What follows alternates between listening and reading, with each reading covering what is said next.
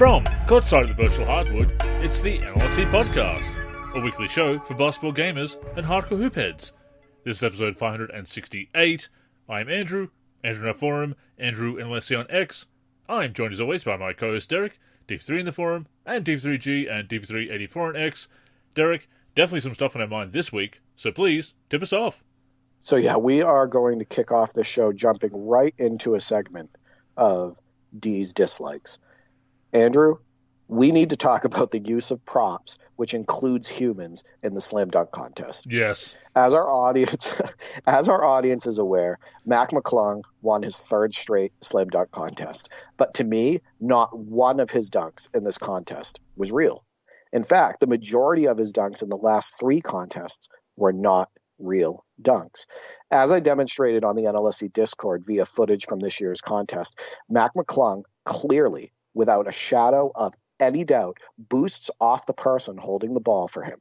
That person who is holding the ball for him, I believe, was also Evan Mobley, who is about 7 feet tall. Reminder that Mac McClung is 6'2". That's my height. And if you watch any of his dunks where he doesn't use a human prop, his head is far below the rim. It's at lower net level. This is if you're watching his dunks from the G League, if you're watching the only 2 NBA dunks he has ever completed, if you're watching footage from further back, etc. His head doesn't even get close to the rim. And another example of that would be one of his dunks in his first contest he competed in, which I also shared, the slow motion footage of that and real-time footage. His head is around the lower part of the net without using a prop. In any of the replays of these prop dunks, you can see the person holding the ball trying to keep his arms as sturdy as possible, but still they fold a bit and collapse some because McClung is pushing down on the ball to get that boost. Clearly, absolutely clearly. Exactly. These dunks should not be allowed in the dunk contest. From a real dunk standpoint, Castle won this one. And I think easily. And even from a dunk standpoint in general, Castle won. Like Manu Ginobili pointed out on Twitter, most of Mac's dunks were similar and all used props. But I'll say again to those trying to argue he doesn't push down on the ball to get a boost and he clears the person holding the ball. Think about how unnatural these dunks look, how ridiculous they look from a dude who is 6'2", head inches above the rim from a 2-foot jump, where none of his other dunks without a prop get even close to that, even remotely close to that. Aaron Gordon boosted off the mascot as well in his contest, where his head is at the rim and his knees are tucked underneath him at the peak of his jump. Guys, think for a second. These are not real dunks. They are completely unnatural. They don't make any sense unless you're boosting off the person or mascot holding the ball. Same with the Connaughton dunk over Taco Fall. Dunks where a boost takes place should score zeros. The use of another human as a prop in this way should not be allowed in the dunk contest. The player should have to complete a real dunk. Now, if they want to change the format, Andrew, to allow trampolines and other props that will allow players to boost above the rim and make that the norm, change the name of it. Don't call it a dunk contest anymore. Call it something different and allow everybody to do it. But this whole thing where, but the whole thing of acting like he's not boosting when he's clearly doing so. Silly. It's absolutely ridiculous. And there have been some people who have been pointing it out on Twitter. Kevin O'Connor, at Kevin O'Connor NBA, who does not always have the best takes, but I agree with this here. He states, Castle should have won. Better dunks without the use of gimmick props, and he's an actual NBA player. And then Anthony Herta in the comments says, and he didn't launch himself off the shoulders of 7-footers on every dunk. And Kevin O'Connor says, exactly. Just there for popcorn says, he's got hops for sure. Looking down on the rim? Nah. And he did push himself up from the dude holding the ball.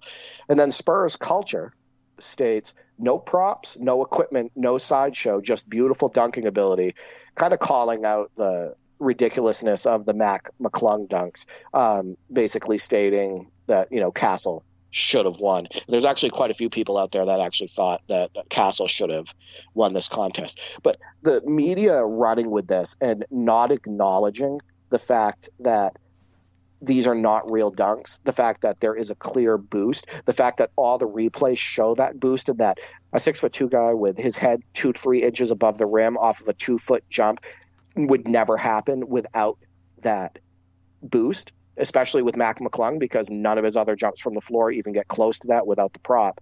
And they're just running with this. So Shannon Sharp goes, Mac, the white kangaroo, McClung, is a Mount Rushmore dunker. I challenge you to name 4 dunkers that keep him off that mountain. What?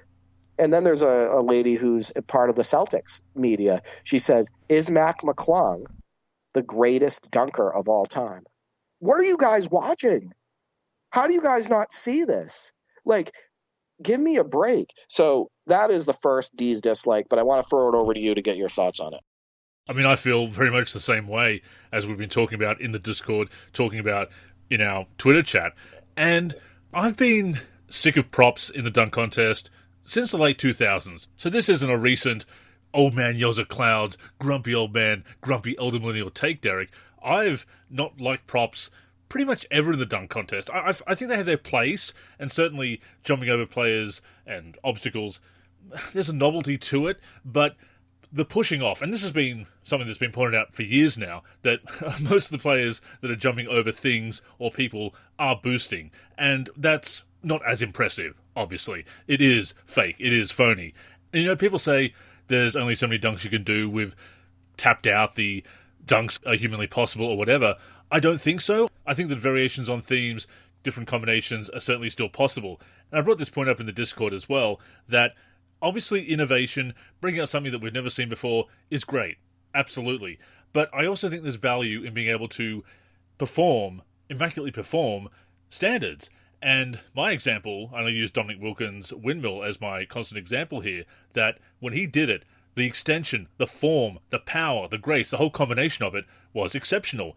Other players have come along and tried to do the tribute to Neek in the dunk contest, and their windmills not even close. Yeah. The quality is not even close. Exactly. It's been okay, but they haven't had that same form and the power and everything. And the same with Michael Jordan's free throw line dunk. And of course, Dr. J did it before him, I know that.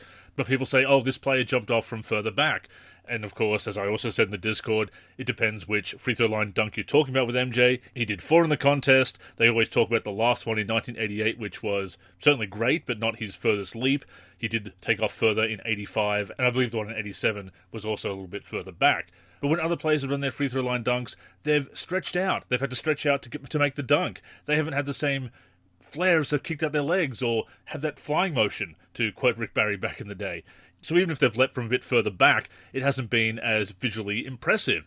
They didn't cock it back like MJ, didn't pump on the free throw line dunk and make it look so effortless. So style counts. Yes, free throw line dunks have been done, but very few of them have been as good as MJ, or Dr. J for that matter.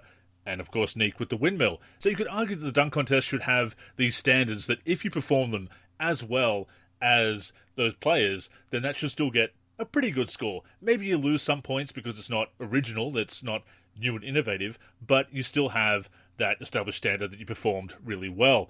And I also think there are different combinations you can do, variations on previous dunks, and all this boosting, all this reliance, this over-reliance on props. Again, I've been sick of it since the late 2000s, and yeah, it's just getting really, really old. I want to point something out too. There's also different variations to the way these dunks can look based on the height you get on your jump, where you take off from, right? Like you said, the amount of power that you put into the dunk, the way you kick your legs, all of that stuff. If there's a lob involved, if you throw it off the glass to yourself, all of that stuff. The funny thing is, and I've talked about this before with the quote unquote evolution argument when it comes to athletes and whatnot, but these players today are not getting up any higher than the players that were in the 80s when they actually jumped from the floor and they're not using a prop, but nobody wants to point that out because it goes against the argument, right? So I also want to point out another tweet related to this. Zito states, best part about Mac McClung is that he looks like the main character in a movie about a white kid who gets a headband from Vince Carter that gives him superpowers. That was a very popular tweet. And yeah, his dunks are as unrealistic as what you see in those movies. In fact, I commented even before that tweet in the Discord, and I said that when Mac McClung goes up for these dunks and uses that boost and gets his head a few inches from above the rim, it looks like something straight out of a cheap Disney movie, right? That's what the dunk contest has turned into, something that looks like it's straight out of a cheap Disney movie. I also want to point out that there were a few other people as well pointing out the boosting. Mr. Anderson at Neo states he actually pushes up on the guy. Sad comment to that was, I was just going to say, do people not notice this? Actually makes the dunk way easier. And there was somebody in our Discord that stated, if he gets a boost, it's only a little one. And something along the lines of that, and that it doesn't impact the dunk enough. Andrew, any boost matters. Any boost makes it not a real dunk. And not only that, without that boost that he's getting, those dunks don't exist. He is not clearing Evan Mobley without that boost, without pushing down on the ball. That dunk over the car, the other back slam that he did two of them in the same contest.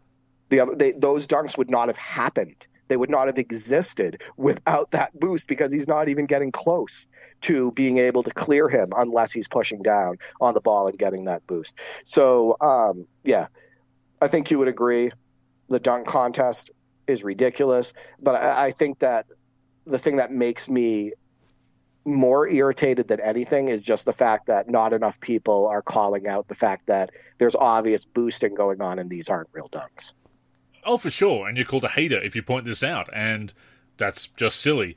And honestly... Oh, yeah. Kevin O'Connor, really quick. Kevin O'Connor's getting killed under that tweet for daring acknowledging the fact. Yeah, for acknowledging the fact that there was boosting, and people are like, oh, you're just a hater. And, oh, what? You can't have any fun? What's wrong? All of that stuff. And they're basically saying, check your eyes and all of that stuff. And they're like really crapping on him and anybody else who says that there was a boost that took place, even though all the slow motion replays, you saw them, I shared them in the Discord, every single one of them, you can see the extra elevation.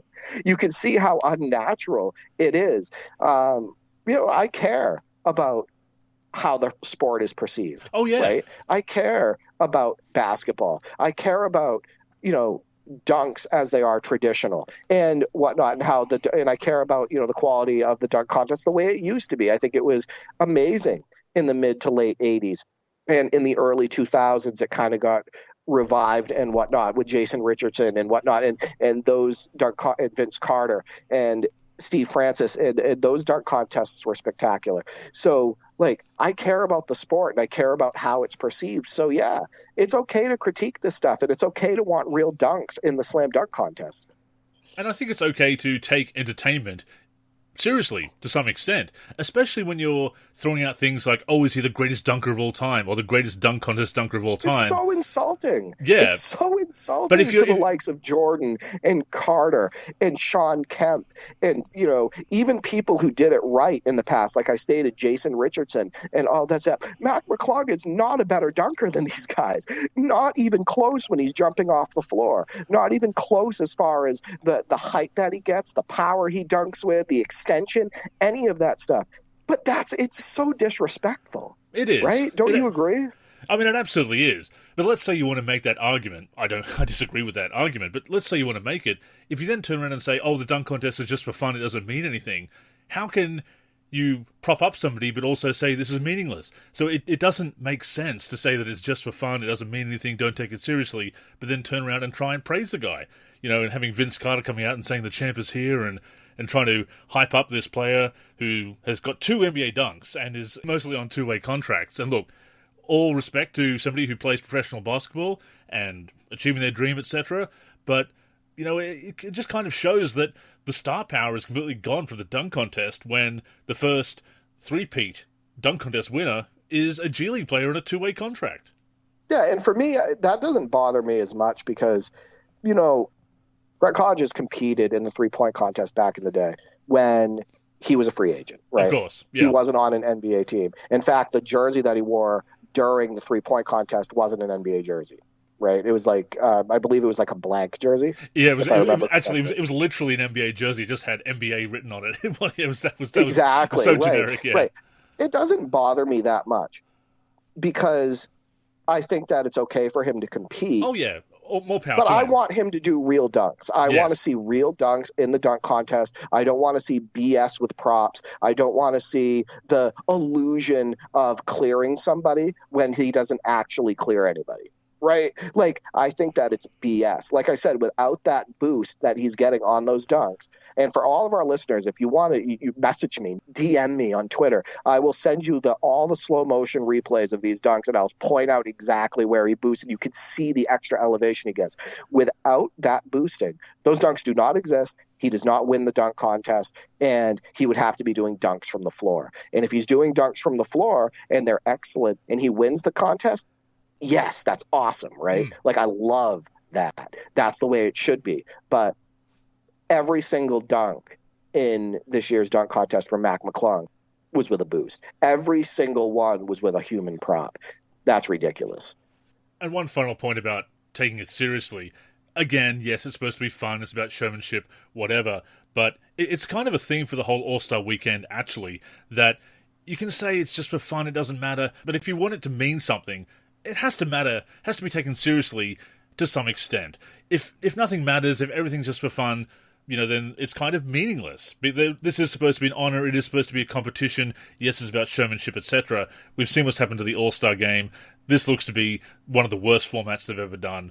The All-Star weekend, for me, has not been fun for the last decade, which is a shame, because I really used to look forward to it. It was the mid-season classic, but I simply don't enjoy it, and not taking it seriously enough. No, of course it's not the NBA Finals. Of course it's not the playoffs. Not even a regular season game down the stretch when you're vying for a playoff seed. Absolutely. It is supposed to be fun. But without the competition, without stakes, without meaning, it's meaningless. It's called the Slam Dunk Contest for a reason. Contest, right? They're supposed to be competing. And I definitely agree. Before we go on, a reminder that the NLSC podcast comes out every week on the NLSC, nba-live.com, as well as our YouTube channel. We're also on Spotify, Apple Podcasts, and other podcast apps. If you're listening on any of those apps, we'd greatly appreciate a review. To keep up with the show and everything we're doing with basketball gaming in general, connect with us on social media. On Twitter and Facebook, we are the NLSC. We also have an Instagram, NLSC Basketball, and on YouTube, we're youtube.com/NBA Live Series Center. Once again, visit us at nba-live.com, where in addition to the podcast, you'll also find all of our original content, as well as our forum and modding community.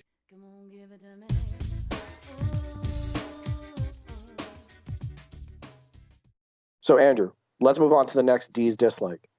Jimmy putting the butt in Butler, sharding himself during a game. In a game versus the Mavericks, little Jimmy can be seen with a large poo stain on the back of his shorts. So let's investigate why this could have happened, not due to injury. Jimmy Butler, Andrew, has a love for coffee. I believe he's quoted as saying that he drinks 5 cups of coffee on game days. In an interview, he stated, "My love for coffee is real. People bond over coffee. It's a beautiful thing." Well, Jimmy, maybe your love for coffee is a little too real, and sharding yourself in front of millions of people is most definitely not a beautiful thing. Couldn't believe it when I saw that. It was very obvious. There was close-up footage of the large stain on the back of his shorts. It seemed to happen potentially after a drive to the hoop where he got fouled. But yeah, he pooed himself basically on the court, Andrew. Yeah, fans suspect poo is one of the strangest headlines I've ever seen in regards to basketball. Certainly an embarrassing incident for sure. Maybe he's paying tribute to Philip Seymour Hoffman in Along Came Polly. I think he should have to do his own laundry. I'll tell you that. There shouldn't be somebody who works for the team that should have to wash his shorts. He should have to wash his own in this case. What happened to you? But Ruben, I'm in a situation here. We have to leave now. Well, no, can we stay a couple more minutes? But dude, no. This is serious. I just sharted. All right, now let's go.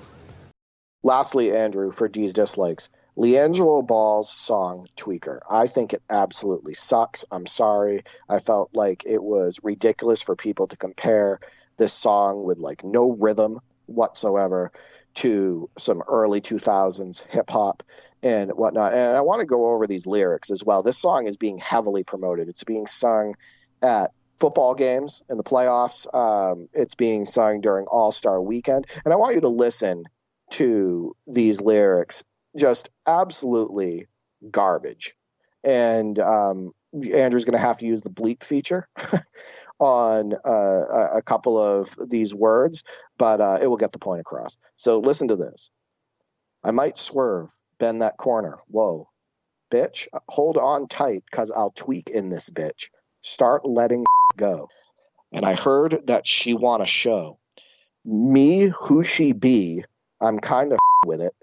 Show me some more. Bitch, we tatted head to toe. Could give a the story wrote. You want to tweak? Get up with me and I'm going to show you how that go. Like the money in my pockets. Blow. They having convos about me. These don't know. Tell me what they talking about. I ain't listening. Let your thoughts run your mouth, but ain't touching dividends. I ain't from the South, but kick it with my Memphis twin. I can't take a loss. I'm always going for the win. I've been geeked up in this booth. I got my blunt packed for the starter. Don't be here acting new. They'll put some holes all through your body. I'm like, oh, them hoes is cool. Let 'em if that water. See it acting bothered. Got my green light to red dot 'em. If you spot me, ho, I'm sorry, I can't take you. It gets gnarly. Look like you want smoke. Well, we gonna do this regardless. And I started from the bottom just like you, but I was harder. I came up a soldier. Shout out to my father. He made sure I'll make it farther. My trust in God, Glocks, and dollars. Andrew, absolute rubbish. Absolute garbage lyrics. Absolute piss poor writing. And the fact that the song also has no rhythm, in my opinion, it has no flow. I think that I just hate the fact that this is being promoted. Right. I hate the fact that this is being sung at big events. I hate the fact that kids are also looking up these lyrics, right, and listening to this song and downloading it on Spotify and all of that stuff. Just it's and I'll say it again. I just think it's complete rubbish. Yeah, I can't say I'm a fan myself. I mean, I suppose it's going about as well as his basketball career. Yeah, exactly. So, Andrew, that's it for D's dislikes. Any Andrew's dislikes, or kind of like right in line with me? Yeah, I mean, I don't like that I feel so cynical about the dunk contest and the All-Star weekend that I can't enjoy it how I used to. There's always that feeling of, oh, I hate to be the person always complaining about this stuff, but I do think these complaints are legitimate. I do think that the All-Star weekend used to be this great exhibition of basketball, from the slam dunk contest and the three-point shootout to the All-Star game, a competitive game where the best in the league put on a show, yes, but they were also competing hard, and the highlights meant more because of it. Just all the records have been broken in recent years for scoring and so forth, absolutely meaningless without defense. It's just a shame that no matter what they try as far as incentives, they've tried big money prizes, they've tried so many different formats, they just can't get the players to care like they used to. And you know, when you've got players making $25-30 million a year before they've won anything, before they've really established themselves as all-time greats, or even among the top 5 to 10 players in the league today, getting these big paydays, what incentive do they have? I'm not saying that nobody in the league competes anymore. Obviously, there are competitors. I have seen entertaining games of basketball in recent years. I did enjoy last year's finals. But, yeah, it's just a shame that I can't enjoy the NBA like I used to. It's sad when the celebrity game has more effort than the NBA All-Star game. That's a sad reality. I wanted to see more Bayley, WWE's Bayley. She's actually one of the best wrestlers of all time, certainly in the women's division, but I think among men and women. She actually does have a background in basketball, as does Jessie McKay, a.k.a. Billy Kay from Australia, as does The Undertaker, actually. So it's kind of cool to see some basketball backgrounds in wrestling, and Bayley does have that basketball background. But yeah, like you say, disappointing when there's more effort there. How tall is The Undertaker? You could tell he could probably hoop. He's a tall dude. That's an interesting question. Billed at 6'10", probably closer to 6'7", 6'8". Yeah. The billing in wrestling is similar to the billing in the NBA. Yeah. Right? Yeah, pretty much. Players listed taller than they actually were. And they'll have lifts in their boots and so forth to appear right. taller. Yeah. But I mean, still a big guy, obviously. And actually, if you haven't seen it, I'll send you the clip. But he's talking about playing in high school and college back in the day. And he grew up in Houston, so he actually got to have a run with the University of Houston team and play with Hakeem Olajuwon and Clyde Drexler in a pickup game. And he has a fun story about throwing an alley-oop to Hakeem, and he was playing the 2 in that game, and he's normally obviously playing power forward or center at his height, still being 6'7", 6'8" in high school and college. But yeah, a fun story about him playing with Hakeem Olajuwon. Hakeem Olajuwon and The Undertaker, not two names that I usually associate with each other.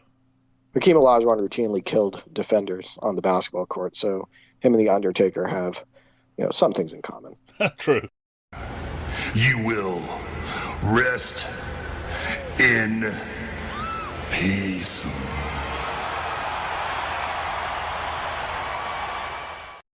So, Andrew, let's get to this week's community question. I stated, Hoopheads, real-life basketball. Describe the most annoying and or frustrating player you have ever played with or against. And I'll kick this one off, and I have a few different players to bring up. But there's a 7-footer, Andrew, who plays in the local leagues. 7 feet tall. And he never enters the paint. He is tall, he is lanky, and he will only play 15 feet and out from the basket, oftentimes behind the three-point line. And it doesn't matter if there's a guy who's 6'2" guarding him, a guy who's 6'6", even a guy who's like 5'11" or 6 feet. That man will not enter the paint. And what's really frustrating about it is he does have somewhat of a touch. He can hit some outside shots, not at a high clip, but he can make a 3 every now and then. He can hit a mid-range shot. So why not use that touch closer to the basket? And his teammates get on him all the time. It's like, man, get under the rim, get offensive rebounds. Shoot a little hook shot. The guy that's guarding you is a foot shorter, and he won't enter the paint. And I understand being afraid of getting hurt, right? But he's not skinny to the point where he looks like unhealthy. He's just a thin guy. So I don't see why he can't get down there. But I can't stand when I see guys who are, 6'6" and up that refuse to enter the paint, that refuse to get on the block, that refuse to get on the boards, that don't utilize their size correctly. They're sometimes the most frustrating players to play with. Yeah, I mean, playing in the local leagues back in the day, as a teenager, being 6'3", one of the taller players in that league at the time, as I was mixing up in the paint, and I enjoyed that. And yes, it was intimidating at times with the physicality, especially after I had suffered my ankle injury on a Bruce Bowen-like play, did make me a little bit hesitant to drive and to jump in the paint and fear coming down on somebody sticking their foot out, obviously. But Derek, if I was 7 foot and could dunk easily, I'd be trying to dunk it every time. It's not just that. If you were 7 feet tall, you'd be under the rim. Right? Yeah, you'd be on the block. You'd be taking advantage of your height. You wouldn't be shooting 20 to 30% from the field if you were that tall. So, Andrew, the next type of player, and then I'll throw it over to you, the plow guy who always plows through the lane with his elbows and doesn't have any other aspect to his game. There's this guy that plays in the league I'm playing in right now, and we hate playing against this guy because he basically barrels his way to the hoop with his elbows up pretty much 90% of the time. That's his attack 90% of the time. And he's already hurt a couple people in the league doing this. He busted somebody's nose. He split them open, and that person was bleeding all over the floor. They had to wear a face mask the next week, all of that stuff. Another guy, he gave him a black eye and whatnot. Give me a break. And sometimes you see this when maybe a football player enters the basketball court who doesn't normally play basketball. Yep. Right. Yep. And they get the ball and their only goal is to truck you, and they're plowing through the lane with no purpose. And that's the way they attack. So, that guy in the league, we absolutely hate playing against this guy. And he's incredibly low skilled. In my opinion, he doesn't finish very often when he gets to the hoop, but he's also, in my opinion, possibly out to hurt people. Some of these people who should have been hockey goons, or football players, or boxers, or wrestlers, UFC fighters, mixed martial arts. Yeah, I appreciate physicality. I know that basketball can be a physical sport, having played basketball, obviously, but physicality is one thing, dirtiness is another, and that kind of leads me into my first example, the players that are dirty, and they're pulling little dirty tricks, and throwing elbows, and giving little shoves, and sticking their foot out, and trying to make you turn an ankle as you land. I remember playing against one kid back in the day, always pulling stuff like that. You take a jump shot in front of him, you come down, and if the ref wasn't looking, he'd just give you a full-on shove in the chest, which is just ridiculous, just trying to start a fight. And I'm pretty sure he did it in front of the refs a couple of times. We had some pretty horrible refs, some kids who were reffing. We really needed older refs reffing us when we were in the older age groups, because some of those kids were terrible. Also, they would favour their own clubs, so there was a lot of conflict of interest going on with some of the officiating back in the day. Whole of the story. But yeah, those players that just take the little cheap shots. And this kid actually, when I was playing with my cousin joined us for a game, gave him a stiff shot to the temple, and my cousin threw up on the court. He was really hurt from this shot to the temple, very dangerous. And that's the only time in a game that I've thought, okay, I'm actually going to try and hurt this guy back. And I think the other coach saw what was happening and pulled him from the game, because I was pretty much going to clothesline him out of the air the next time he drove, because I was going to get a bit dirty myself. Did you notice that those players show no remorse either? Oh, yeah. Like, absolute every single time that I've played against somebody like that, and I'll get into a story in a second where I got taken out in the air, any time you play against somebody like that and they hurt you, or you go down and you're laying on the floor or something happens, that they show no remorse. Terrible They walk sportsmanship. away. Yeah. They don't check on you, all of that stuff. Real pieces of work. Oh, absolutely. And this kid was definitely one of them. And then there were a few others as well, taking those little shots in the elbows and everything. And the guy that took me out and injured me gave me that really bad ankle sprain, my really first bad injury with basketball.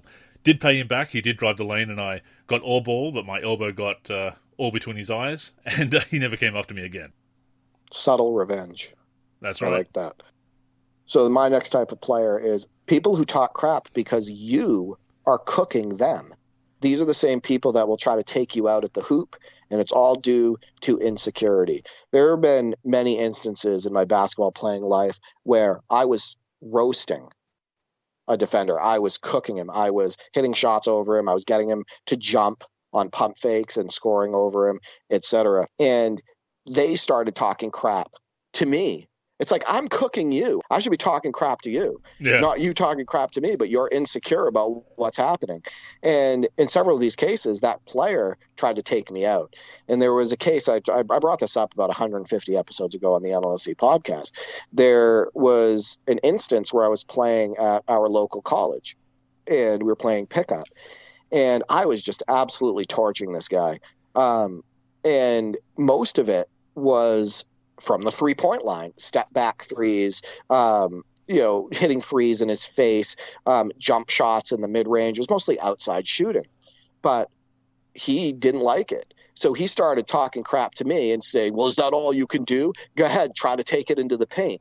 So the next play down 4, I got by him and I did a finger roll over the front of the rim and I hit it. But while I was in the air, he made sure to run underneath my legs and give me a push. And it resulted in a badly sprained foot. Do you think he showed any remorse after that? Not at all. Not at all. Absolutely not. He didn't check on me. He just looked back at me and walked away. And you got to be an insecure, low-skilled scumbag to treat somebody else like that. I was happy I hit the layup. I actually, even with the sprained foot, I hit a couple more threes. I actually stayed because I was so pissed about it. It was probably mostly based on adrenaline that allowed me to play. But I ended up finishing the game, hit a couple more threes, and then I was done for like over a month. My foot was in really bad shape. But the people who talk crap because you are cooking them, it will never, ever make sense to me. I think these people have gone on to play the Rec in 2K, actually, on the open mic, and that's the kind of comments that they make. And also the way they play, selling out teammates and basically being unsporting as well. Yeah, I have no regard for people who lack sportsmanship.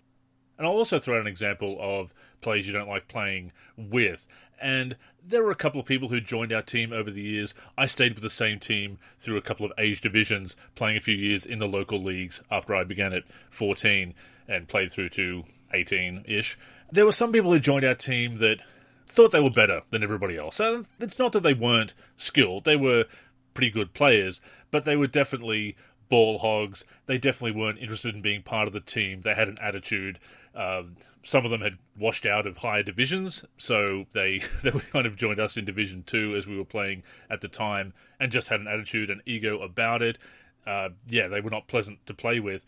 And again, this is a local league. Fun is certainly a factor, or it should be a factor. Yes, we are certainly taking it seriously to some extent. We want to compete. We wanted to try and win the championship and so forth, but their attitude was just really poor. They didn't want to blend in with the team. They weren't friendly towards us. I was quite happy when they left us for other squads.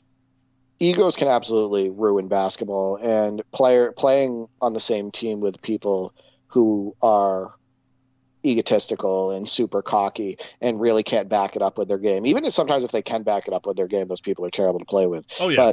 But it's magnified when they're not even close to as good as they think they are. And that is incredibly common in local leagues and in pickup and whatnot. So I definitely see where you're coming from there. I do have a couple more real quick. Football players or non-basketball players trying to play defense. They don't know how to get in a defensive stance. They don't understand the rules of basketball. More often than not, they're playing defense with their chest, like pushing up against you. They're putting you in compromising positions on the floor because what they're doing defensively is illegal, but they don't know it. And then the other one is players who demand the ball but shoot like 20% from the floor. Yep. Absolutely can't stand that. And that is so common in pickup and in leagues where they're upset because they're not getting as many shots as they think they should. They're upset because you didn't make the extra pass to them in the corner when they were wide open. They get upset if they play like 20 minutes in a league game and only shoot 2 or 3 shots. It's like, dude, you have not proven that you can shoot better than 20% from the floor. You hit like 2 or 3 out of 10 of all of your shots. Stop demanding the ball. Stop thinking you're better than you really are. Get better or settle for shooting less because you suck. Those players also spend a lot of time playing 2K online, from my experience. Exactly. Jumping into the wreck. And yeah, football players and people who play rough physical sports like that, yeah, it's always a bit unpleasant playing against them. I remember playing a pickup game in school, actually, against a rugby player. Rugby obviously being a very physical sport. And I was driving past him, and he lowered his shoulder, threw his shoulder right into me. And I thought he'd shattered my collarbone, that the pain that shot through my shoulder and up into my neck, I thought he's really done some damage. And this is during a PE class. And teacher's like, oh, that's probably a foul. I'm like, you think? Like, that was violent. Like, that was... Trusting refs in a PE class. Yeah. You can't even trust them in leagues. Or you can't even trust them in the NBA. No, it's true. Yeah. But it was...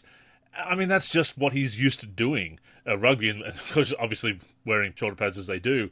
But, yeah, that was pretty dirty. So, Andrew, let's get to the community responses. At Nate Stasho, so Stasho Bro, Live 01 Legend, states, I've had a teammate in the past who would say negative things under his breath after every mistake me or my other teammates made. Ugh. It gets annoying after a while. And absolutely agree there. There's so many players who just bring that negative energy to the court, and oftentimes these are the same people that try to bark out orders or bark out what should be happening on the court, and 99% of the time they're wrong. I also want to point out that the people that scream or get pissed at themselves every single time they miss a shot, those people are equally annoying and equally as toxic sometimes. There's some people that I play with during pickup and people that I've played with and against in leagues where every single time they miss a shot, they get angry. They get angry at themselves. They'll make a comment, I should have hit that, or they'll just scream or whatever. It's like, dude, on every shot, you're not going to shoot 100%. And that shot that you just took, you usually don't make it anyway. Like, stop acting like you should make everything. Yeah, it takes me back to some of the players that I played with, some of the kids back in the day that definitely had a poor attitude. Like you say, barking orders at other people on the team, making the snarky comments, trying to be that coach on the floor. I mean, some of them were decent players or even quite good players, but just horrible team spirit, horrible leadership. And once again, I was glad when they left to join other teams. Exactly.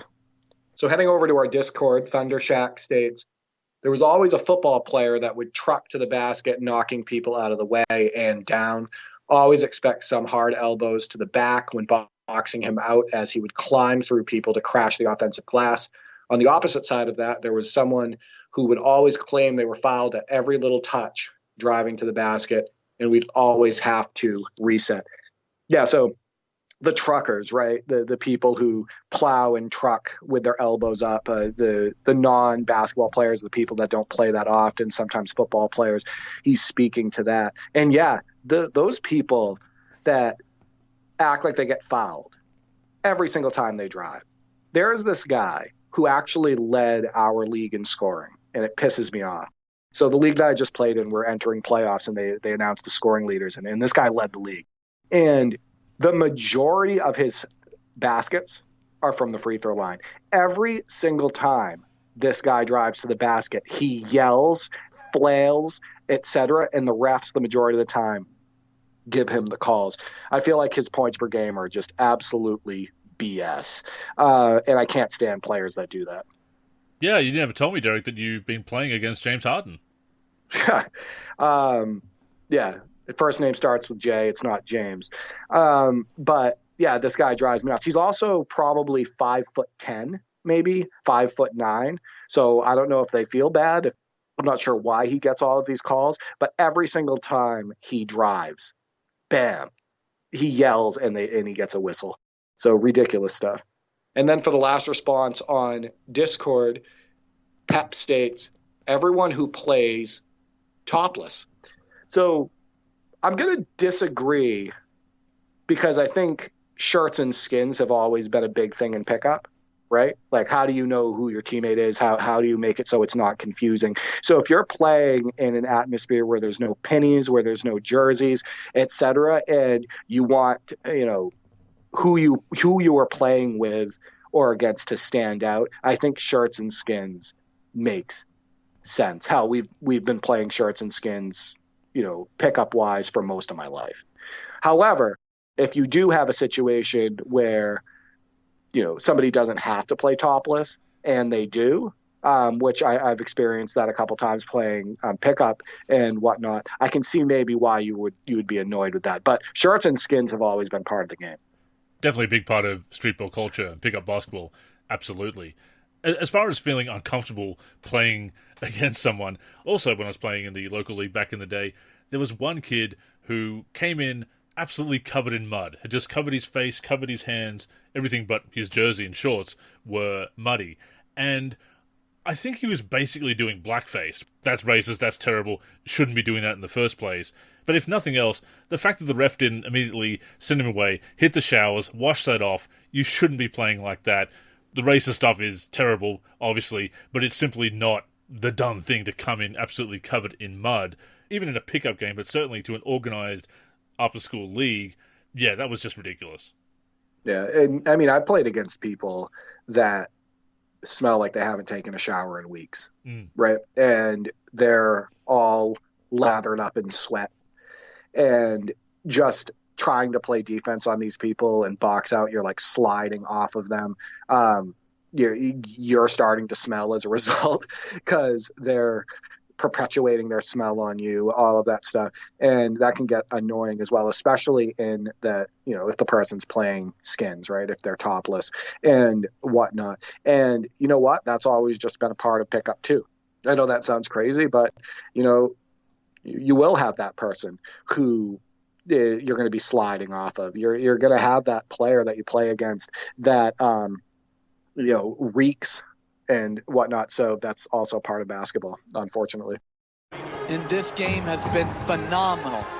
So, Andrew, the last items to discuss on this week's episode, we connected and had 2 strong sessions on past NBA Live games. One on NBA Live 16, where we used the Bucks versus the CPU Kings, and a game of NBA Live 10, where we used Carmelo Anthony's Nuggets versus CPU, Dwight Howard, and the Magic. And as you know, Carmelo Anthony and Dwight Howard were named as finalists for the Basketball Hall of Fame, so I felt it was fitting to put those 2 on the floor. But first, that Live 16 session. I'll say again, every time I go back to Live 16, I'm reminded why I like it quite a bit more than Live 18 and Live 19. I thought that session was really fun. We had young Greek Freak, young Chris Middleton, getting steals with Michael Carter-Williams. Jabari Parker is just a beast in that game. How many great throwdowns do we have with him? And just let's not forget all the hype that was really around Jabari Parker. At the time, he was supposed to be the next big thing in the NBA. And yeah, he feels like an amazing player in Live 16. And we went against a very interesting Kings team, which is a fun video game team, Andrew. They have Rajon Rondo. They have DeMarcus Cousins, Rudy Gay. They have some fun pieces over there on that team, and we barely squeaked out that game. Rudy Gay put in 31 points on us. We scored 25 with the Greek Freak. We had some excellent scoring contribution from O.J. Mayo off the bench for that Bucks team, and Mayo could hoop. And unfortunately, his career was cut short due to his own bad decisions and whatnot. But yeah, Live 16, that was a blast. Some great dunks, some excellent blocks. Nothing felt canned. It's my favorite thing about that game is doesn't feel canned at all. But yeah, good session. Absolutely. And OJ Mayo, yeah, I remember the hype around him back in the day. Some people were thinking that he should have gone first in that 2008 draft with Derrick Rose, of course, going number 1 that year and Michael Beasley number 2. But yeah, certainly a highly touted prospect back in the day. I do really enjoy NBA Live 16. I've really been enjoying giving it another go. And it's funny because I did get an early look at NBA Live 16 at the very last community event that I attended back in 2015, the only one in Orlando that I attended. But for some reason, I could never get into the game afterwards. And I think there's a few reasons for that. I think it didn't have everything that I wanted as far as roster editing, as far as Dynasty getting some upgrades.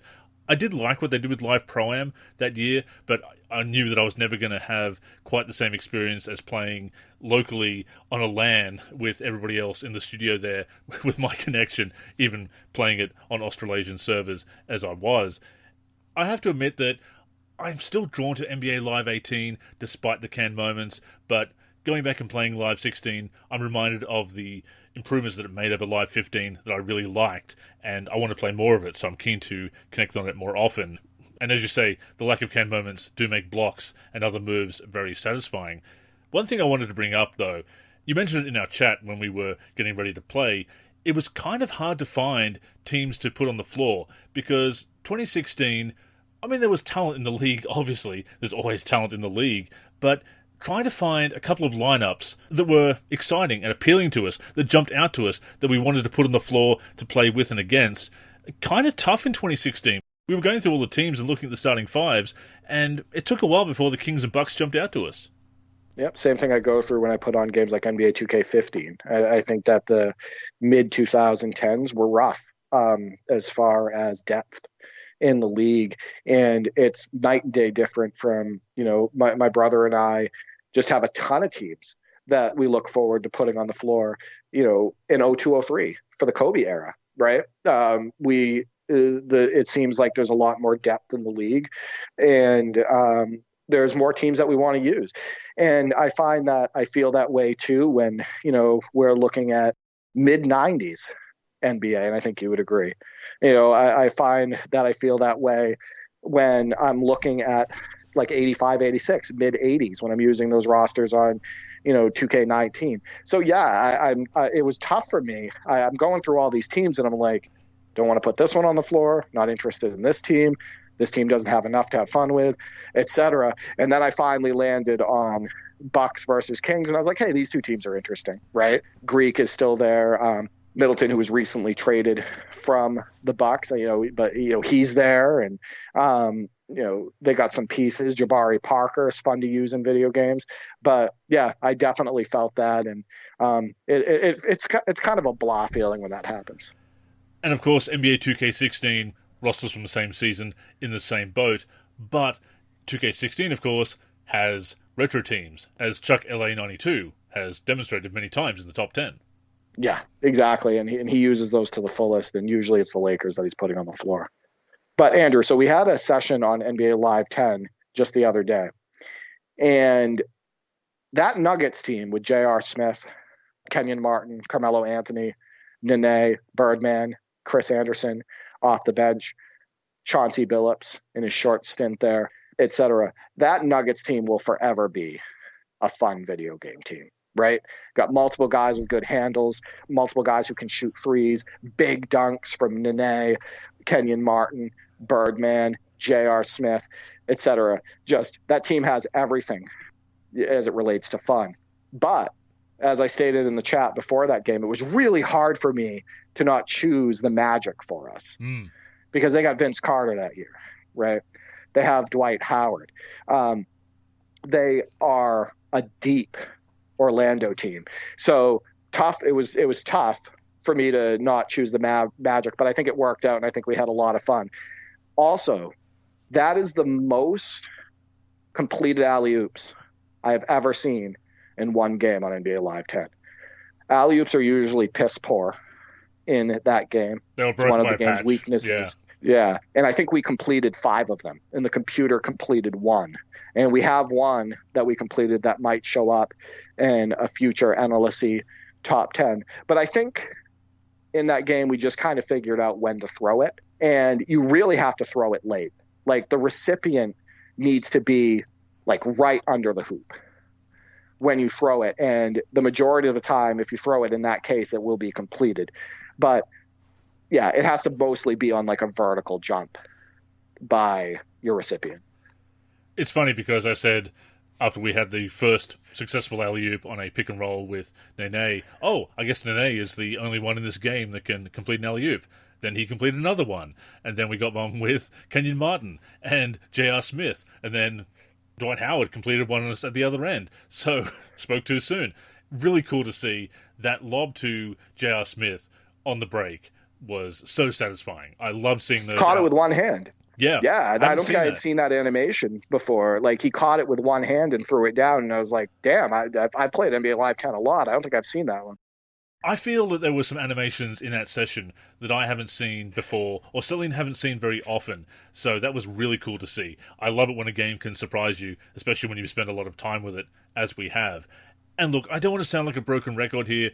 I know I've said it before, but it's difficult to play NBA Live 10 without feeling just a little bit wistful that they went away from that they doomed the series by trying to revamp with NBA Elite 11, that they didn't scrap that. That was apparently in the works for a couple of years, that revamp to the hockey-based system. Such a mistake. Do a whole show on that, obviously, Derek. But the fact that they stuck with that plan, that they didn't take stock of the response to NBA Live 10, see what they'd built, keep Beluba on board, keep Mike Wong on board, and take advantage of his knowledge and his acumen developing basketball video games. He goes back to 2K, Live goes down, 2K just goes from strength to strength. It's really hard for them to come back. We certainly hope they do, but look at the damage that was done. But with that being said, we still have NBA Live 10 to play, and that might be one of the best sessions we've had with Live 10 because of those animations, because of those alley-oops being completed. Yeah, it's only made me want to bring it back into our rotation. Yeah, that was a lot of fun. And I think that the thing with NBA Live 10 is I think that there's a better selection of teams than NBA Live 16 overall. And I think that, we talk about things like foot planning and games having, too much momentum on the movement and everything. I think Live 10 has a really good balance of strong foot planning and not too much momentum on the movement, making it so when you do those quick strikes, an old Live term, there you go.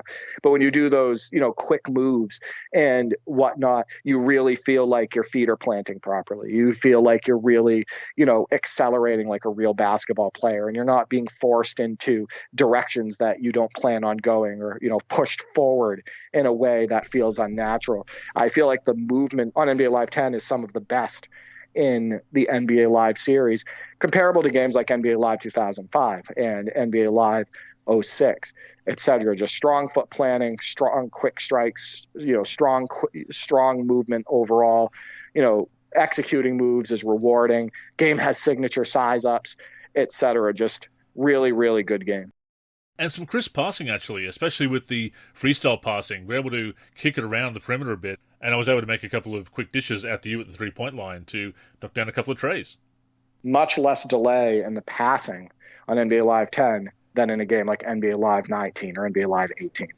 I think those are big weaknesses in Live 18 and Live 19. The fact that there's such a huge delay when you try to make a pass, when you try to make most passes in those games. And then obviously there's also delayed catching animations as well. And we still need to discuss which game we're going to start a season on, which we want to do this year.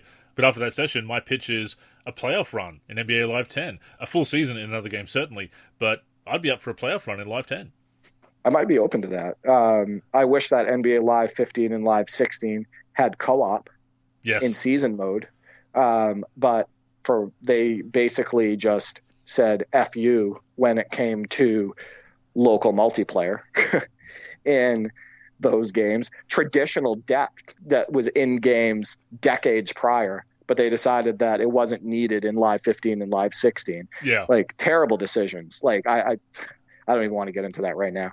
But, at least we have the option to play co-op on NBA Live 10 in a season or in playoffs. And as always, it's great that we have this expanding repertoire of games. My connection was really behaving itself, actually, in these last couple of sessions, hoping that continues, obviously. And it's always a great time connecting, as we've said before. Amazing that we can do this over Parsec. Love seeing people in our community connecting as well, not just with you, but also with each other and sharing videos, sharing highlights of those sessions.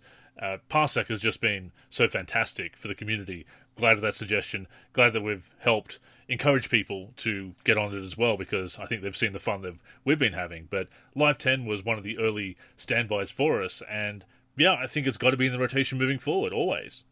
Well, Live 10 was the first game we ever connected with. That's on right. Parsec. Yes. The first ever YouTube video we uploaded together was a gameplay video on NBA Live 10 using Parsec. So, there's obviously some nostalgia there as well, because if you think about it, that was many years ago now.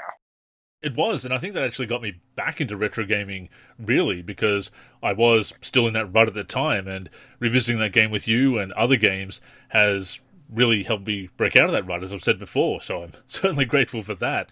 And, looking forward to connecting on other games. As always, please hit us up with suggestions of games you'd like to see us play.